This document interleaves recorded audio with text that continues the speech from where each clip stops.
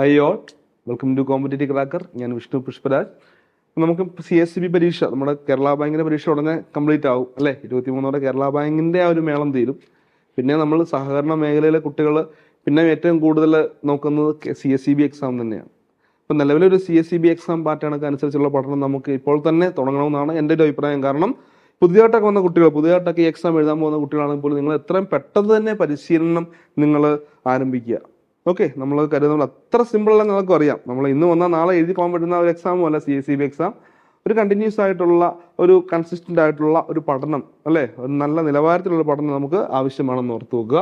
അപ്പോൾ അതുമായി ബന്ധപ്പെട്ട് നമ്മളൊരു ഒരു ഫ്രീ ലൈവ് ക്ലാസ് അല്ലെങ്കിൽ ഒരു വെബിനാറുമായിട്ട് ഒക്ടോബർ 16 9 മണിക്ക് നമ്മൾ കണ്ടുമുട്ടുന്നതായിരിക്കും.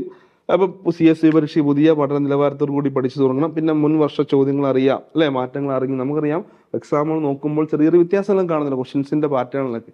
അപ്പോൾ അതൊക്കെ അറിഞ്ഞ് പഠിക്കാൻ അല്ലേ, എങ്ങനെ പഠിക്കാം അല്ലേ, ഏതൊക്കെ ടോപ്പിക്സിന് പ്രാധാന്യം കൊടുക്കണം തുടങ്ങിയ കാര്യങ്ങളൊക്കെ ആയിട്ട് ഒക്ടോബർ 16 നമ്മളൊരു വെബിനാർ കണ്ടക്ട് ചെയ്യുന്നുണ്ട്. അപ്പോൾ എല്ലാവരും എന്ത് ചെയ്യുക, വെബിനാറിൽ പങ്കെടുക്കുക, നന്നായിട്ട് പഠിക്കുക. Okay, thank you.